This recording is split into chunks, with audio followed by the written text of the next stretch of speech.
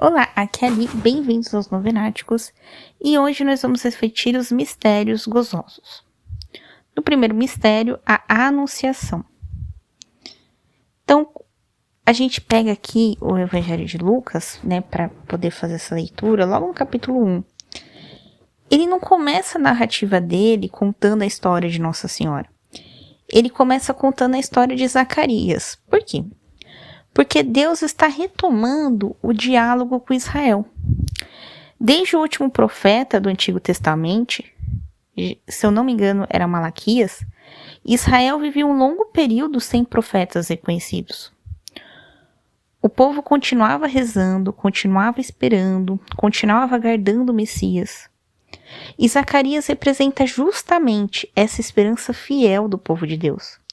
Ele não rezava apenas por um filho, ele rezava pela realização das promessas de Deus. Portanto, João Batista vem antes de Jesus. Primeiro Deus envia o precursor, depois ele envia o Messias. E isso já tinha acontecido várias vezes na história da salvação. Moisés prepara a saída do Egito, Josué conduz a terra prometida, Elias prepara Eliseu, João Batista prepara o caminho para Jesus. Por isso, Lucas narra primeiro o anúncio do anjo Gabriel para Zacarias, depois a concepção de João Batista e depois, em terceiro, o anúncio a Nossa Senhora pelo arcanjo Gabriel. E aí, quando ele começa a narração para Nossa Senhora, ele fala que Isabel estava no 6º mês da sua gravidez. Por que ele fala isso? Porque João Batista já estava 6 meses no ventre quando Gabriel apareceu para Maria. Ou seja, faz 6 meses entre a anunciação para Zacarias e a anunciação para Maria. E Lucas está ligando diretamente esses acontecimentos. Depois, quando Jesus está para nascer, Maria ela tem que sair de Nazaré e ir até Belém,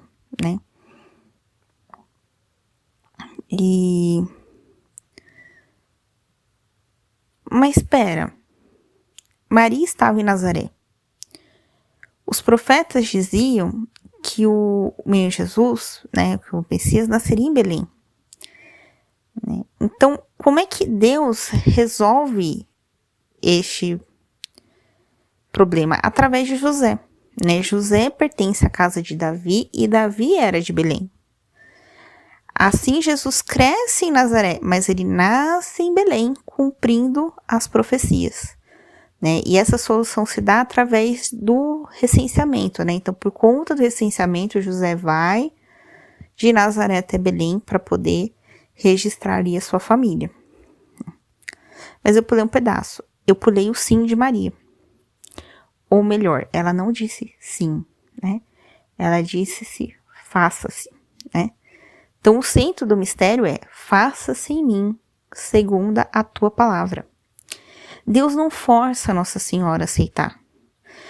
Ela aceita livremente. O seu sim ou o seu faça-se abre as portas para a encarnação do Verbo. Por isso, muitos padres da igreja gostam de comparar que Eva disse não, Ela, na verdade, ela disse sim à maçã, Ela disse sim ao pecado. E Maria diz sim a Deus, Ela se põe disposta, a aceitar ser a mãe de Jesus, E aí, Maria aceitou ser a mãe de Jesus. E nós aceitamos a missão que Deus nos confia? Maria recebeu uma missão imensa, que é ser mãe do Verbo encarnado.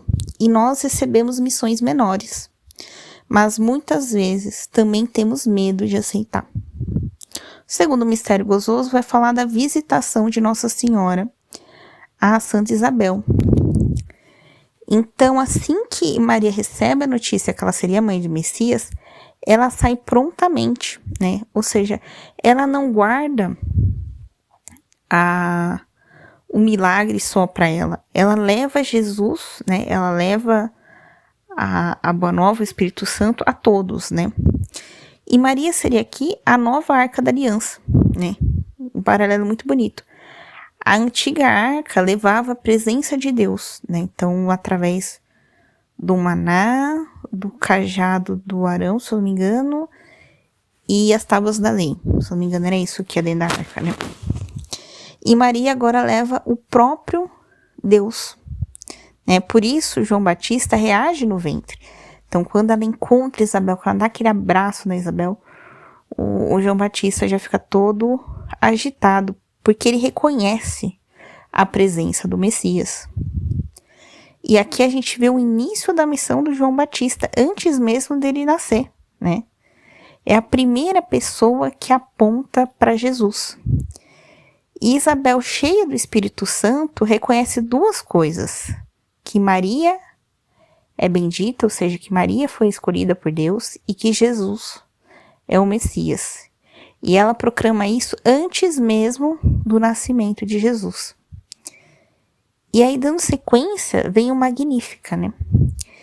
Que é quando Maria responde a Santa Isabel louvando. O Magnífica é uma oração profundamente bíblica. Maria não fala de si mesma, ela fala das maravilhas de Deus.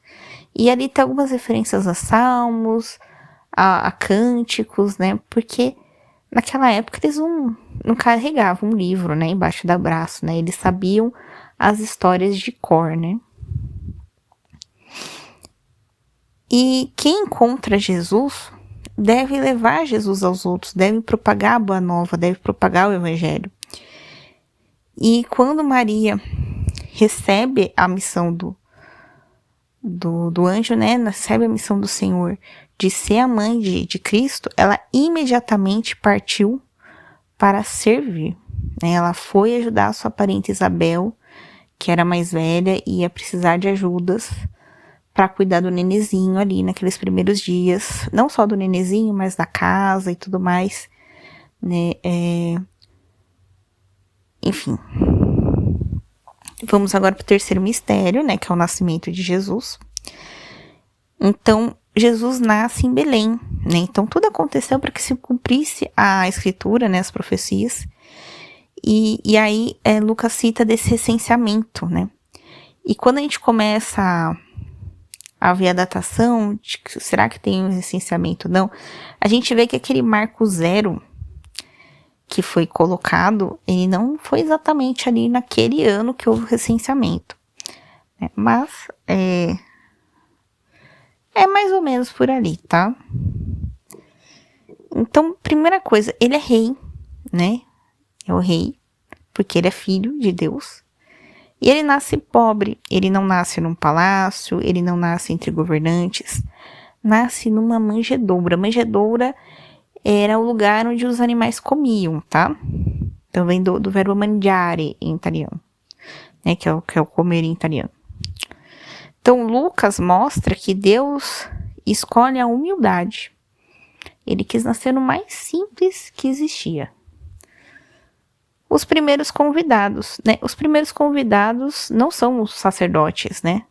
Não são os reis, né? São os pastores. Então os anjos vão anunciar aos pastores, eles cantam glória a Deus nas alturas, né?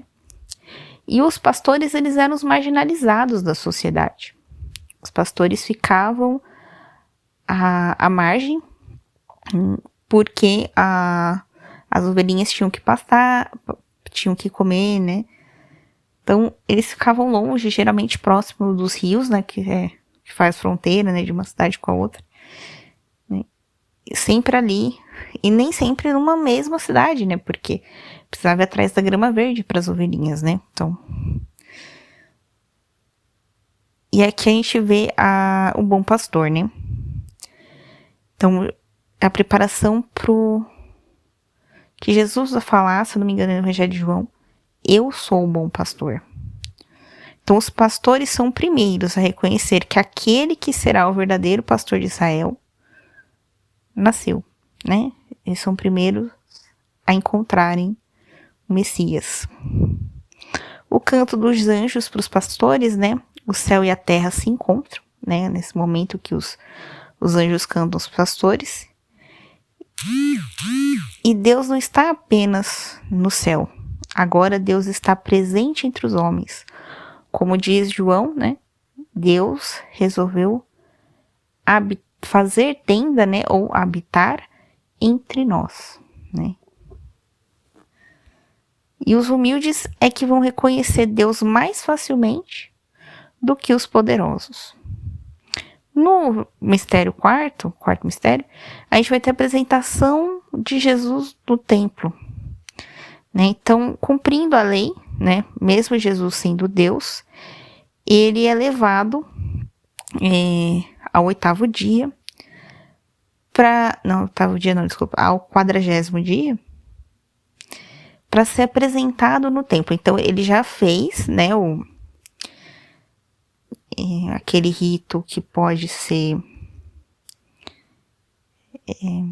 local, né, não precisa ser no templo em Jerusalém, pode ser na sinagoga local, que é o rito que tira o prepúcio, né, que é quando o bebê menino tem 8 dias, né, geralmente é só o pai que leva o menino para esse rito, porque a mãe, né, ainda está impura por conta do sangue, do parto e tudo mais, então a mãe não vai nesse dia. Quem vai é só o pai, e é ali que geralmente ele dá o nome pro menino. E o primeiro filho, né, o primogênito, ele deveria ser apresentado no templo no 40º dia, que é o dia que a mãe tem que fazer o rito da purificação, né? Então, Maria e José cumprem tudo que a lei prescreve. Então, a lei prescreve que se ofertem os animais, né? Então, eles vão ofertar ali 2 pombinhos, né? Mas tinha uma outra referência que era dos mais ricos, né? Que eles iam oferecer. Então, 2 pombinhos geralmente era oferta dos pais mais pobres, né? Então, eles vão lá e ofertam 2 pombinhos, né? E quando eles estão no templo, Simeão, ele representa aqui Israel, representa o povo que está à espera do Messias. Então ele passou a vida toda dele aguardando ver o Messias, e quando ele finalmente vê, ele fala, né, que agora ele pode ir em paz, né, que ele pode morrer, tá tudo certo, ele já viu o Messias. E ele fala para Nossa Senhora, né, uma espada lhe transpassará o peito, né? Então a primeira referência que a gente vai ter sobre a paixão de Cristo. E a alegria da maternidade de Nossa Senhora já está ligada ao sofrimento que ela vai passar no futuro. Então ela sabe para que Deus mandou seu filho. A Ana, ela representa para nós os fiéis perseverantes, né? Ela é uma viúva que ficou ajudando no templo, né? A importância, né, de acolher a viúva, de acolher o órfão, de acolher o estrangeiro. E ela também reconhece Jesus como Messias. Então, quem espera em Deus nunca está esperando em vão. Porque quando você espera em Deus, você tem um propósito. E o último mistério, Jesus entre os doutores da lei. Então, no fim da infância, quando Jesus tem 12 anos, e é a última narrativa, né, se a gente juntar todos os evangelhos, é a última narrativa que nós temos sobre a infância de Jesus. Depois, Lucas já vai saltar para a vida pública. Então, ali, quando ele tinha 12 anos, ele já tinha consciência da sua missão, né? Ele já sabia quem ele era. E ele diz, né? Quando José e Maria encontram ele junto com os doutores da lei, que chegou a hora dele se ocupar das coisas do seu pai. Ou seja, chegou a hora dele se ocupar das coisas de Deus. E é a primeira palavra de Jesus registrada no Evangelho de Lucas, que já está apontando para a sua identidade divina. E Maria guarda tudo no seu coração. Então, assim como Lucas diz lá no comecinho, quando Jesus nasceu e os pastores foram adorar, que ele fala que Maria guardou aquela cena no seu coração, aqui ele fala a mesma coisa. Maria guardou aquelas palavras no seu coração. Né? E ela entende imediatamente o que Jesus quis dizer. Ela medita, ela reflete, ela conserva, né? Mas ela não é que ela não contesta, ela não dá uma repreende Jesus. Não tá na hora não, menino. Né? Pode voltar pra casa. Não, ela não dá repreenda pra ele, né? Ela fica ali refletindo, né? E aí depois ele termina, né? Que o menino crescia em sabedoria, estatura e graça, né? Ou seja, Jesus cresce fisicamente, intelectualmente e espiritualmente. Lucas resume tudo isso numa frase. Ou seja, dos 12 até os 30 anos, né? Que seria quando começa a vida pública, resumido nessa única frase. E assim como Jesus se preparou para a sua missão, nós também precisamos nos preparar para aquilo que Deus nos pede. Te espero no próximo episódio. Um beijo, um abraço, que a paz de Cristo esteja contigo e o amor de Maria.